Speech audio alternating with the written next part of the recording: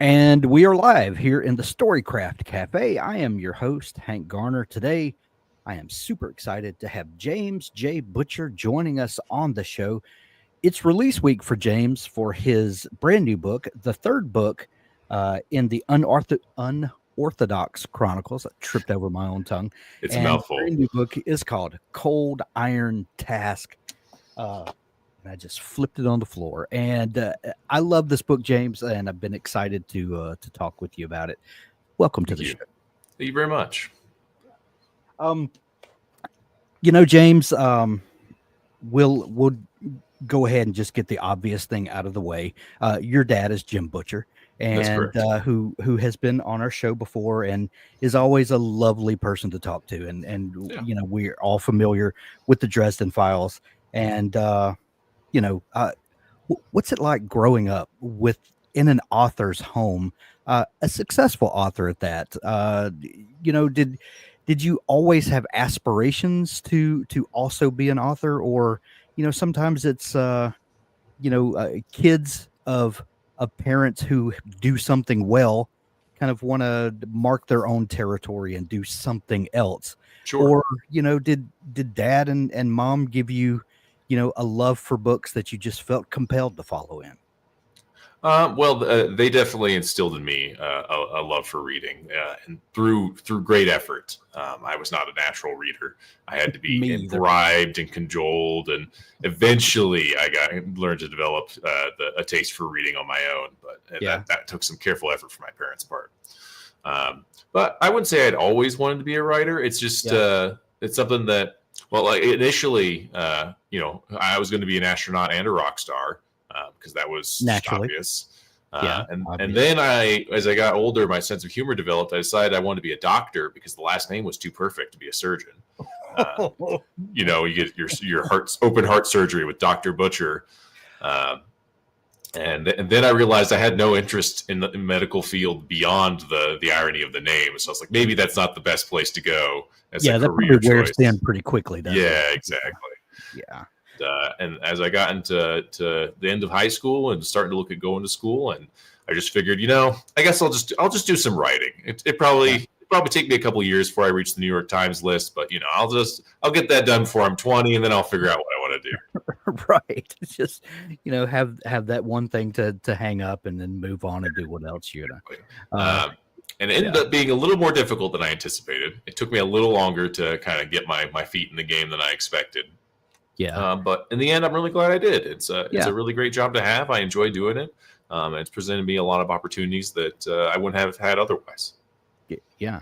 We'll just kind of go broad topic and then kind of narrow down, but was fantasy something that you always loved? And kind of like when you decided, okay, I'm going to write, like, how do you narrow down where your interests lie?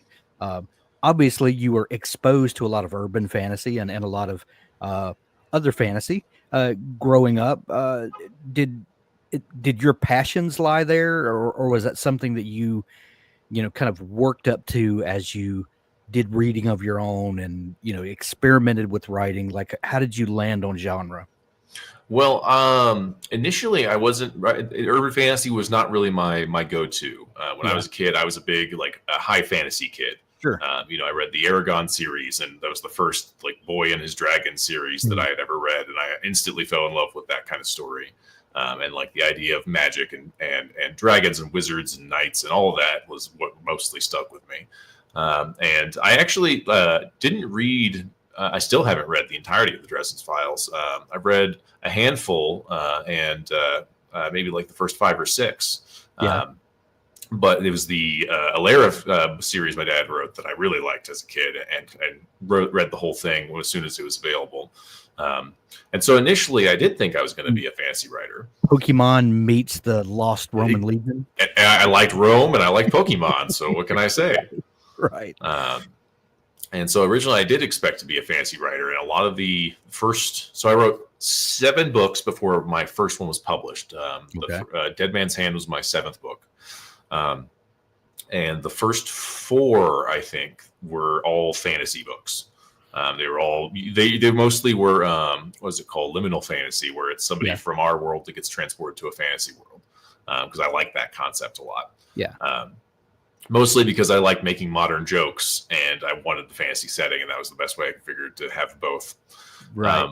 But as I got to books like 5 and 6, I started coming up with this a couple of different settings. Once I had a better idea of like how to come up with a story setting and how to make a plot that was engaging as well as a setting that people wanted to be in. I started coming up with a handful of settings I really wanted to work in. And so by the time I was working on my book that I was like, okay, this one's going to be a serious book, I had about 3 different settings in mind of potential directions I could go. Mm-hmm. I had an epic high fantasy. I had a post-apocalyptic Western, and then I had a urban fantasy. And I was like, okay, well, if I'm serious about this and I'm looking to make a career, and I'm keeping my name, if a bunch of people that read butcher books are going to come reading these books, then I don't see any reason why I wouldn't start with urban fantasy. I was just excited to write it as any of the others, and it seems just the prudent choice given the circumstance. Yeah. We have a comment from a listener, Micah PhD. Oh, I didn't know that the name for that, liminal fantasy. Is liminal fantasy the same as portal fantasy? I think portal fantasy is probably the correct term. I think in retrospect, liminal fantasy is more of an urban fantasy term of having the fantasy just beyond sight. I think I mixed those two up. Yeah.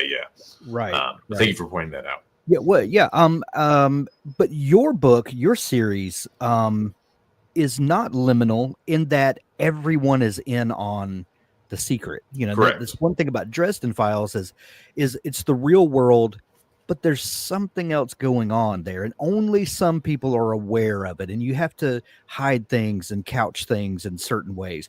Sure. Yours, what I love about your series is that it's wide open. Like the whole world is weird. And I kind of like that. It's a fresh take on, the other weirdness of everything.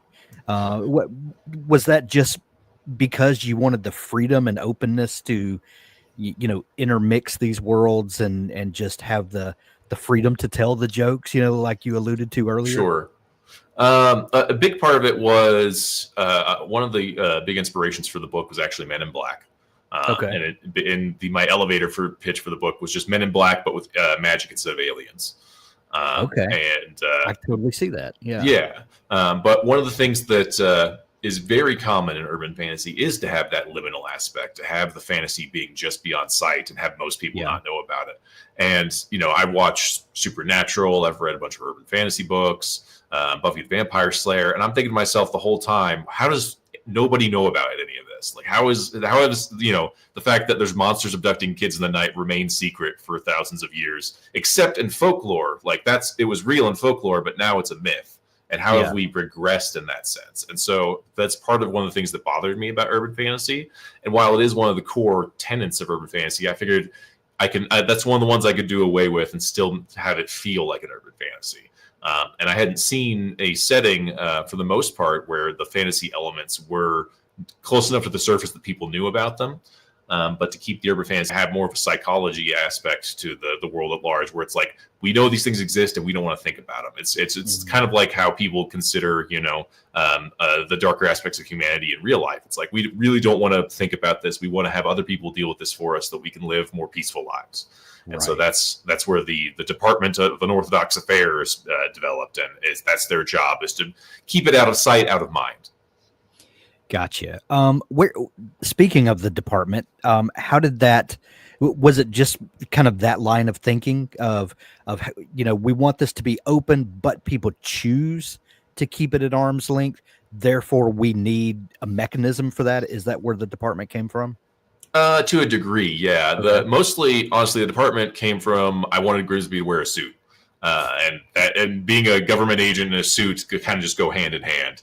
And so that was the initial kind of spark for it. But just the concept of having this oversight government body in charge of all the monsters and all the magic was really cool to me. And it gives me a lot of wiggle room in terms of writing the story to do things that don't make sense because the government does it all the time. Yeah. Yeah.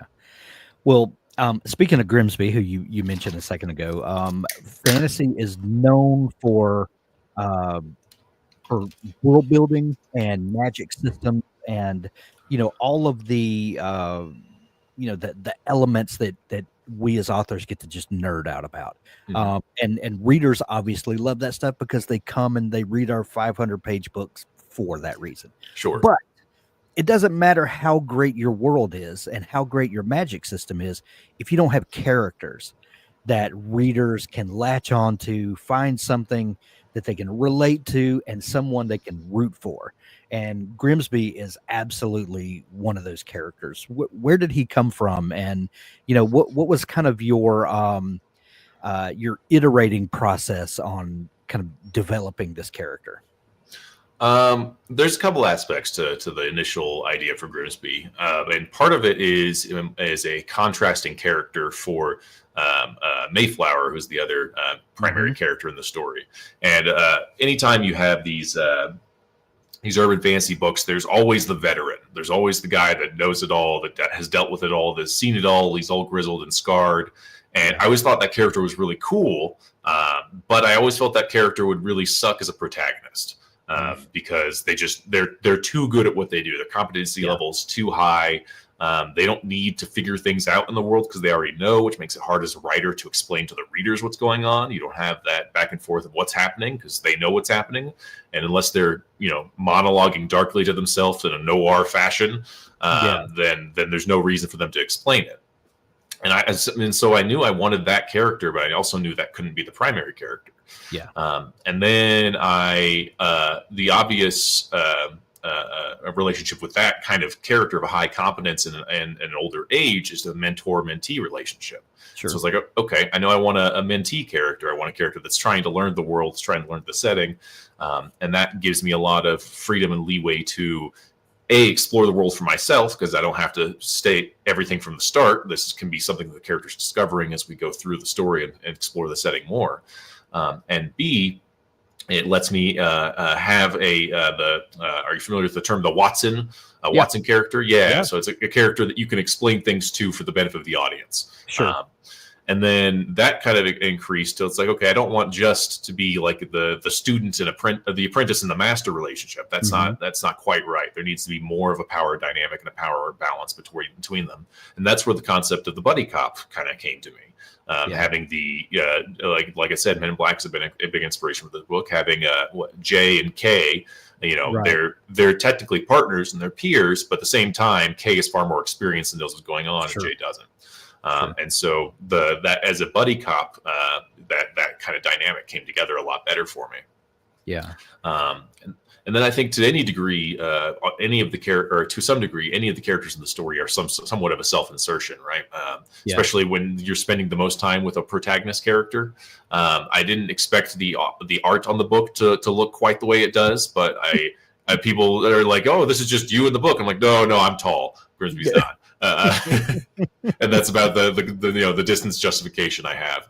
But there's a lot of me in the character as well, especially my less confident aspects, and that kind of develops that kind of underdog spirit for Grimsby that kind of is one of his primary defining characteristics. Yeah. A lot of times in a story when you have that mentor-mentee relationship, and the first example that pops to mind is the Harry Potter and Dumbledore, and where Dumbledore is kind of bringing Harry into this world, and there's a larger problem that needs to be solved. And while Dumbledore is probably plenty powerful to handle this on his own, there's a reason that he needs Harry to come along and do this. Sure. And so a lot of the mentor-mentee relationship is kind of set up that way. Like the mentor could handle it, but there's a reason to bring the understudy in. Absolutely. But when you weave that with the buddy cop aspect, that changes that dynamic a little bit and allows you to have that relationship while kind of telling a fresh tale. I'll reference your dad for just a minute. He told me one time that that when he first started thinking about Dresden Files, I think he came up with like a 25 book outline that he took to his teacher and was like, "Okay, I outlined it," and she's like, "Oh, okay, dial this back just a little bit." Is there an overarching kind of theme to this series that you're writing now? Or are you just kind of enjoying the story as it unfolds? Oh, I definitely have the primary kind of epic arc in Yeah, mind of where the story's going and where it's going to end. yeah, And then I have some cool stuff along the way that I want to explore. yeah, It's kind of I've heard the phrase that storytelling is fractal, yeah. where you do the same thing but on a larger and larger scale. And so Sure. that's how I write my books too, where I plan the opening and I plan the ending, and then I plan a few cool scenes along the way that I want to Yeah, get to. And the skill of writing is basically getting from the beginning to the end, hitting all those cool scenes and making it fun along the way. yeah, And that's my intent with the series as a whole as well. yeah. We're actually doing a class right now, or a kind of a community challenge where we're writing short stories, and we talked yesterday about or 2 days ago about planning a short story using what we call the tent pole method, where you kind of develop these tent poles and you use those as guideposts to write through your story. It's not a detailed outline, but you kind of know where you're going, Yeah. and gives you the freedom between the poles to let the story kind of expand and go where it wants to go without getting totally off track. Is that kind of what you're alluding to? Yeah, yeah. I haven't heard tentpole, but I always refer to it as milestone. Milestone, You've points got on the map. landmarks you're trying to hit Yeah, along the way, and you're making your way to the end. yeah, yeah, same thing. Um, when your first book came out a couple of years ago, Dead Man's Hand, Mhm. I took notice of it, and I put it in my to be read pile, and I said this is going to be interesting. And then Long Past Dues came out, and I grabbed it and I said, okay, I've got to catch up. And I read those two books back to back, and I was like, okay, young James is onto something here. I think I think he's going somewhere. And then Cold Iron Task, came out this week, and I was talking with your publicist in specific about this book, and when I read the description and read heist in there, I was like, oh my goodness, this is going to be fantastic. I'm a sucker for a great heist story. A fantasy heist is even better. That's what Brandon Sanderson used to pitch Mistborn in the beginning. Yeah, With this fantasy heist, and I absolutely loved it. Where did the right, idea for and before we get to this specific, um, each individual book are all part of telling the greater fantasy arc, like you talked about a minute ago. But each book can kind of have its own specialty, for sure. and like in the third book we deal with a heist, and that we can have a different specialty for each book and it still be part of the cohesive whole. Yeah. um uh, do you think in terms of that, like each book, this is going to be kind of what this book specializes in, or I can tell a certain type of story while keeping it in this world? Oh, absolutely, absolutely. I keep the genre in mind as I'm planning and as I'm writing, and the subgenre specifically as well. Kind of helps shape the direction the story is going to go. I always tell people that my favorite example of this is like Captain America: Civil War, Mm. where it's like a spy thriller but superheroes. Right. And you can start mixing these different genres together, and as long as Yeah. you keep your main genre, like in my case, urban fantasy, you keep that as the main genre, and you don't let the subgenre overpower it. I think there's a lot of fun, kind of flavorful directions you can add to your story that enhance it rather than dilute it. Yeah. And so the first book, Dead Man's Hand, it was urban fantasy, but had a stronger horror element to it Yeah. because it was a new experience for the main character. It was a new experience for the reader. The unknown's Right. always scarier than the Yeah. known is, and so horror was a stronger element in the first book. The second book had a much stronger mystery and intrigue theme to it Yeah. than the other two books have, because there's a primary question. And then this third book is, like you said, it's the heist. It's got like that kind of high-paced thriller, ornateness to it that kind of makes it feel different than the other two. And I take these ideas of genre when I'm doing my conceptual planning for the books, and I try to use that to kind of just tilt things a little bit in a more intriguing way than they would be otherwise. Just look at them from a new angle, and to help just come up with new ideas for the direction I want the story to go. Excellent. Um, when you first got the idea, okay, let's do a heist in this book. Like, Yeah. how do you start kind of identifying the elements, and do you think about the team aspect to it, kind of gathering the specialist, or do you start with a problem and then think, okay, how can I solve this problem? That, like, who comes first? Does the solution come first and then start Mm. looking for a problem, or does the problem come first and then start building a solution? Right. Well, as anyone that's read my books knows, I'm a sucker for a MacGuffin. I love MacGuffins. Sure. I'm like, okay, this is my last MacGuffin for a little while, I need him to get the thing to solve the problem. And Yeah. where's the thing to solve the problem? I've done a couple of different things. I want to do something new. I want it to be somewhere that is impossible for him to get on his own, and that's kind of where the concept of the heist started coming together. And then, honestly, the characters involved in the heist were characters in the story first, and then when the idea of the heist came to me, I tilted their kind of concept and their abilities to be like, okay, what use do they have in this heist, or how could they apply to this heist? And so I added that in as well. And so it kind of was a two-part thing where the characters came together on their own, but then I started changing what they needed to be when I realized I needed them to be part of this crew. And that really helped. It helped introduce all those characters in a more natural way. When instead of having to go and gather each of them, Grimsby's not the guy gathering everybody. He's one of the guys getting gathered, and that kept the heist from being like Ocean's 11 style, where that's the whole plot of the book. That's the only thing you have time for in your story is like the heist, because that's the mastermind going over every element. Grimsby's not the mastermind here. Grimsby's just he's one of the guys along for the ride. And that's leaves me the leeway to do some other storylines in the book that I really wanted to do as well. And I really appreciated that aspect of it, because, like you said, it doesn't occupy the whole book, but it allows Grimsby to one, to make other relationships and to make connections that I'm assuming you'll leverage more in the future. You would think, and it allows us to see him as part of another whole.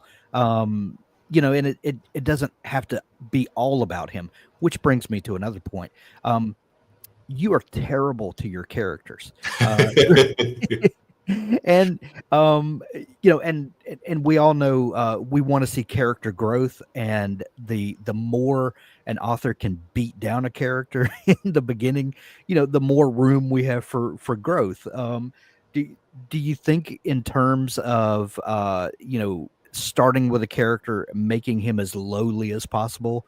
A lot of times when we start thinking about a protagonist, we kind of want to make them a Mary Sue of sorts, because we're building this superhero, and you don't approach it like that exactly. Can you talk a little bit about kind of building protagonists and giving them room to be who they're going to be? Yeah, well, and I think you're right. Mary Sue is not the first thing that comes to mind when anybody reads about Grimsby. And that's very much intentional. I like the from dirt to greatness kind of story arc, rather than just from greatness to even greater greatness. I think it's far less interesting to go with the latter route.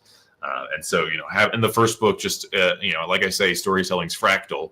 And so, if he starts his first scene on screen wearing a tutu with taco shell fairy wings, and he ends the book wearing a suit, that's kind of the direction the story's going overall. Where he's going from less ridiculous to more serious. He's going from incompetent to much more competent. He's developing intelligence and strength and power, and most importantly, confidence as he's progressing. And he's still got some inherent flaws that are going to prevent him from just being all powerful. But he's going to start learning how these flaws are aspects of him that are actually things he can learn to leverage in the future. And so I think that's the fundamental interest of an underdog story in a fantasy setting, is that in real life, the upper limit of what somebody can accomplish is a lot more constraining, but in a fantasy setting, you can go much further. And so that scale, that gap between where you start and where you end, can be much more broad and impactful. Yeah. What's the term you just used? Was it from dirt to greatness?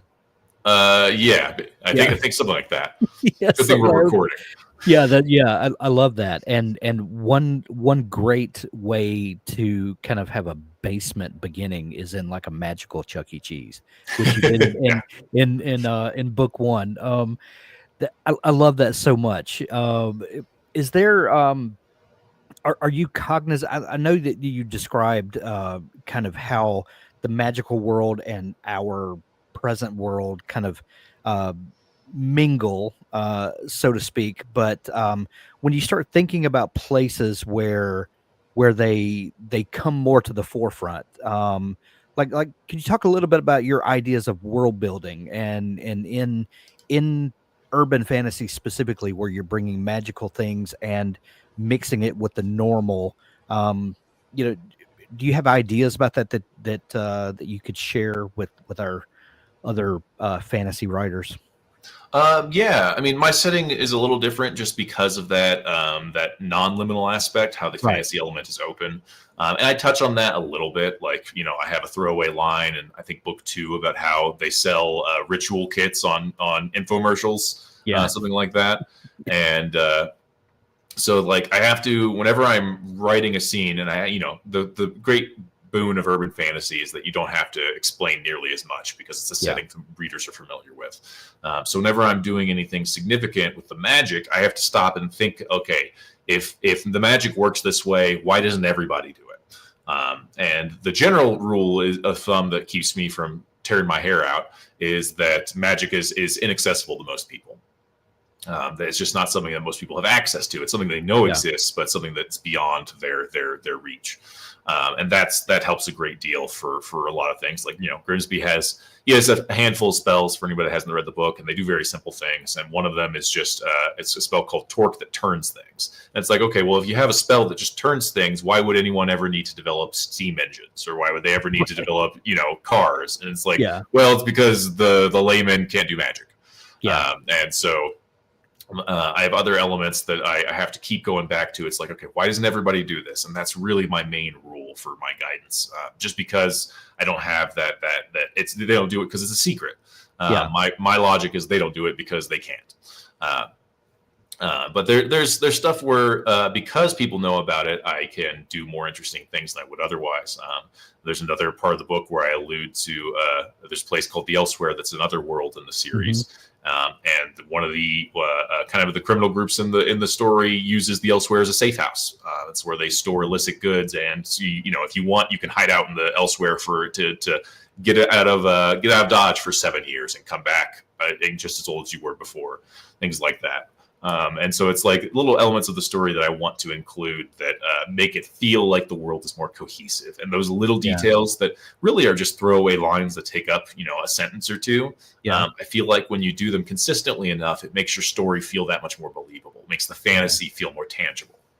Well, speaking of those rules, before you started writing the series, did you have like a Bible that you worked on where you set down these rules, or did they kind of, as you started writing, kind of floated to the top as necessary constraints? Like, did you build the world first, or did the rules of the world come in the writing? I definitely built the rules first because the first instance of the Grimsby story, I actually wrote like 1.5 Grimsby books before this one, before Dead Man's Hand. And the very first one was actually set in like the gangster setting, like 1940s era, 1950s era. Oh, that would have been amazing. And I realized how much research that was going to take. And I'm like, I don't want to spend my whole life researching this. And so I'm like, okay, I'm going to modern times. But I carried over a bunch of the fantasy elements. It was basically just totally displaced. I can just pick up all the fantasy elements and move them into a modern setting just as easily because those were just rules that I was applying. I try to keep them short and simple, especially with his Grimsby spells in particular. I don't want his spells to be able to solve every problem, so by making them just simple tools, he has to get creative in order to use them to solve the problems. Yeah. And then I don't need, if they're simple, I don't really need to keep them in a Bible. But then I've got a couple things that are more complex, like how time works in the Elsewhere. That's like, okay, this is confusing me every time I write this scene. I have to go back to the little blurb I wrote for myself to reference it, so I don't mess anything up. And so you don't have to have something that's that complex, or you don't have to Yeah. keep it simple, but whatever you're able to keep track of and be consistent with, I think is the most important part. Gotcha. You said that Dead Man's Hand was the 7th book that you had written. Mm-hmm. That's correct. One thing that I've found interesting in talking to authors for the last decade and a half or so of doing author interviews is that almost all authors have a desk drawer novel or a trunk novel, whatever term the one that lives on the hard drive that'll never see the light of day. Yes. Or multiples. I think most of us probably have multiples. I've purged it to one, just the one. Understand. Some people will have those 3, 4, 7 books that will never see the light of day. Some people will write a book, it's not good enough, so they'll rewrite that book. Sure. And it's still not good enough, and they'll keep working on it. And they'll, get input from editors, they'll get input from beta readers, and they'll keep working on it, and they'll keep working on it. And until it finally one day is good enough and is the thing that breaks them into the industry. What do you think the difference is in why a story resonates so deeply with an author that they can't let go of it? Or conversely, how come some stories you can just say, okay, that wasn't it, I'm going to try a different idea? What is it about that one idea, do you think? When you're talking about somebody that comes back to the same story over and over again to improve it and perfect it, that's something that is not the way I think. One of the things that when people ask me advice, one of the things I always tell them is, are you writing a story you like, the story you love, the story that is most important to you? And they say yes. I'm like, okay, set that one aside. Start writing another story that you're not quite so invested in. Because being over-invested in your story, you're setting the bar so high for yourself that you're not willing to try new things. You're not willing to depart from what you've done in the past. You're not willing to kill your darlings, as the phrase goes. There's sometimes the story that you're most excited to tell is not the one that you need to be working on right now. And that's kind of where I ended up being when I was writing my earlier stuff, like the epic fantasy that I wanted to write, that I was excited to write. I kind of came to the realization that I just wasn't skilled enough to write the book in a way that was both satisfying for me and an audience. And so that's where I started being like, okay, I need to set this aside and start working on new projects. And I started genre hopping and world hopping for 3 or 4 books. And then that's where I was like, okay, I'm actually starting to figure out, because I'm writing in these different stories, I'm starting to see where the concept of a story overlaps with one another. Like, these are not just genre tropes, these are story concepts. Sure. And I think that was one of the most beneficial things I did in my kind of formative phase of my writing career. Being able to just write for the sake of writing, as opposed to writing towards an end, and writing to be like, this is the story I want to tell. This is the story the world needs to hear. Like, the world doesn't need to hear my stories. That's not what I write my stories for. I want my stories for the people that want to read them, and not for the people, not for any other reason. And so having the idea of there's that one story is just so foreign to me that, maybe there's people out there that have made it work, and I'm sure there is. I think Name of the Wind, I think, if I recall, was one of those. And obviously that worked just fine. And so for some people that will be the case. I think those are the outliers. I think if there's aspiring writers out there that are writing their one story, it's probably time to set it aside, take a break, because you can always come back to it later. Try writing a new story and see if that gives you new ideas, if that gives you a refreshed perspective on your original story. Yeah. Here's a great question that just came in. It's very hard. It's a very hard-working approach to perfecting your craft. I'm interested to ask James how long it took to get to the place where he was happy with the books he'd written. There's a lot wrapped up in that question, because writers, there's a lot in being happy with what you write. I think there's a difference between being happy and being published. That's for sure. Because happy, content, and published. The honest truth is, the story on the page will never match the story in my head, and I think that's the case with every writer. What you can envision versus what you can communicate, there's just always going to be that gap there that makes it feel less satisfying. But the important thing to remember is that when your audience is reading it, they don't know the vision that was in your head. They don't know what they're missing, Sure. and so Sure. they read the book and there's nothing that's missing for them, and they enjoy it and they have a good time. And that's the point where I'm like, okay, I can be happy with this book. If people are enjoying it, that's kind of what the metric for success is. Not did it match what I wanted to tell in my head, but are people enjoying it?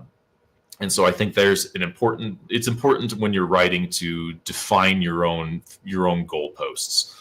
Because if you let them form naturally, they're always going to be just out of reach. You have to have something that you can achieve, something that's attainable, just from a psychological perspective of being able to do this full time and make this your life pursuit.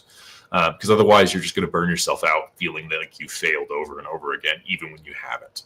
Yeah. Are you writing full time now? I am. Yeah. One thing that I was talking with some folks about the other day was how writing full time is usually a different experience than most people feel like that it will be or hope that it will be. Because oh, you get to stay home and write full time now. You're going to write for 10 hours a day. LOL. Absolutely. Because Yeah. there's email and there's interviews to promote a new book, and there's all of the stuff that is not writing that is required for a writing career.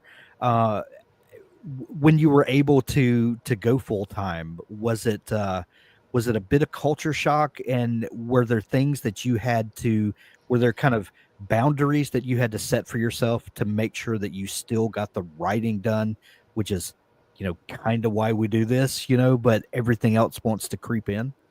Yeah, I think that's the big gap that people experience when they transition to writing full time. Is suddenly your time is your own, and it is Yeah. on you and no one else for you to use it responsibly. There's no place you're clocking in. There's no one that's oversight for your time. You just need to be in charge of yourself, and you need Yeah. to develop that sense of discipline. And if that discipline hasn't been, something that you've been working on as a part of developing this writing career, the ability to write consistently every day, it Mhm. doesn't necessarily need to be, like, to your point, 10 hours. Like, I Yeah. mean, as long as I get 2 hours of like decent, like, words on the page writing Yeah. done in a day, that's a fantastic day for me. Yeah. Because so much of writing, for me at least, is the formative process of like thinking about what's going to be happening, and Mhm. that's really what writing is in terms of the effort. Is it's just constant. Like, if I'm even like when I'm in a conversation, I'm still like in my talking about writing concepts, my brain's going back to the current book I'm working on. Sure. When I'm at the gym and I've got music on, sometimes I like get distracted in the middle of my workouts and just like start thinking about writing, and it's just constantly kind of churning around in there.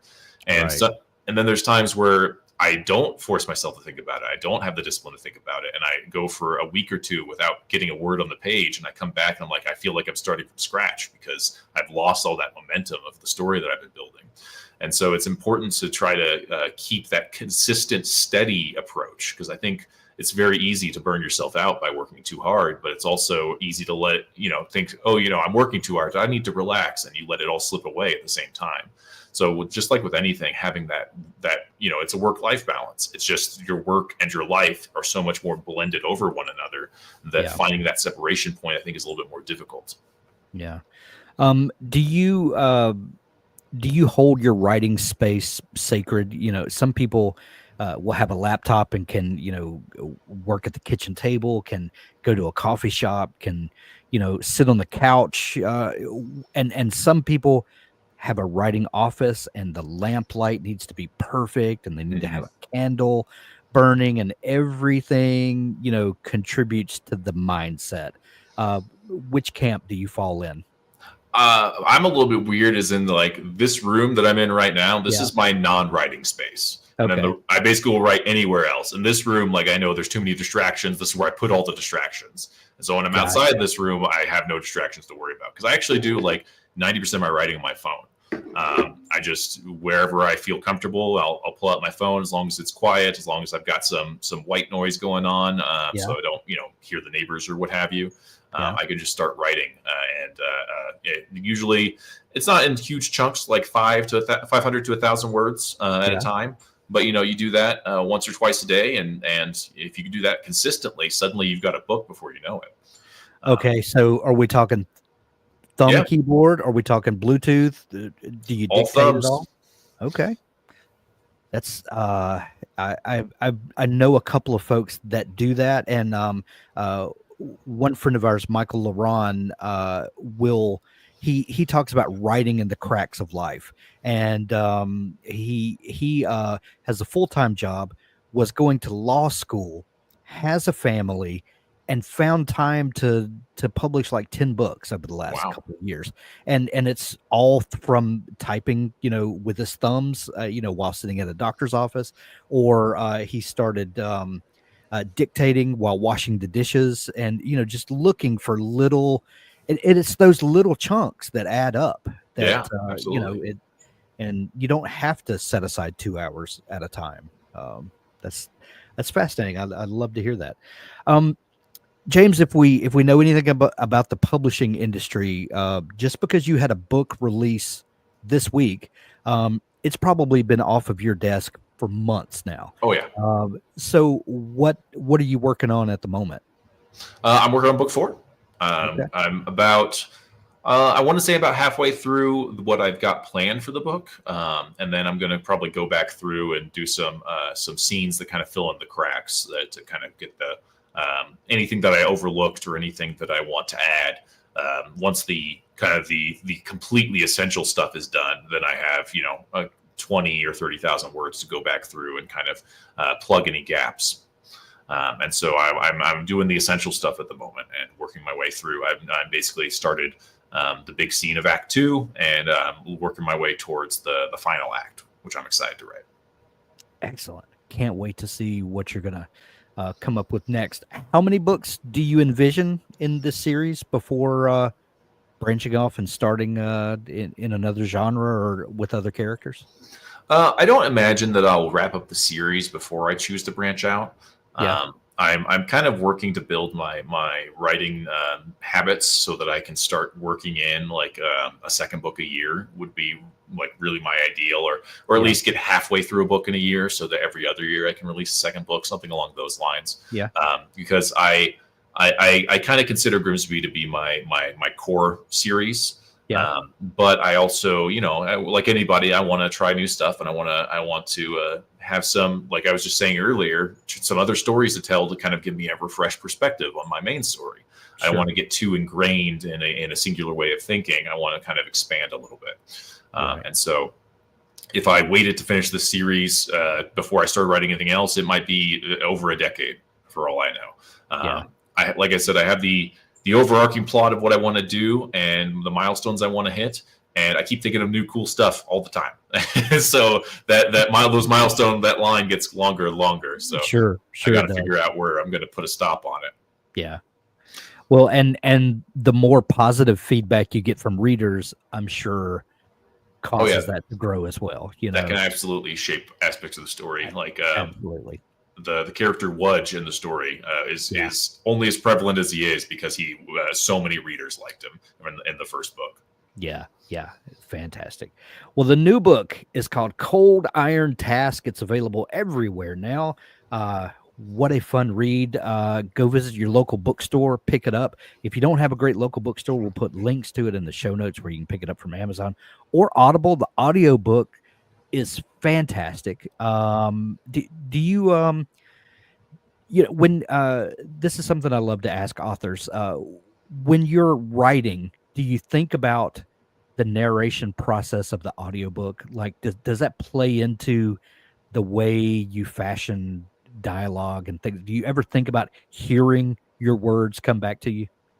I don't do this as much anymore, but some of my early writing process stuff, I would go back through a chapter and just read it aloud. Yeah, And in doing so, I kind of realized a few things that don't translate as well to the spoken word as they do to the written page. right. I also am a big fan of alliteration, but that's not going anywhere. So my narrator just has to deal with that.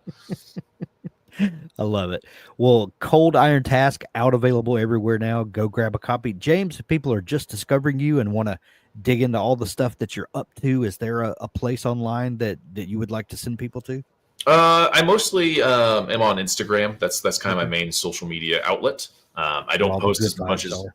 Yeah, I don't post as much as I should. I've been trying to work on that more. Social media is its own skill set that I've been developing. Yeah. But yeah, just James J. Butcher on Instagram is a good place to keep up on what I'm up to. Excellent. We're going to send everyone to see you and to pick up the new book. Everyone, thanks for joining us. James, thank you so much for taking time to come on the show. Yeah, absolutely.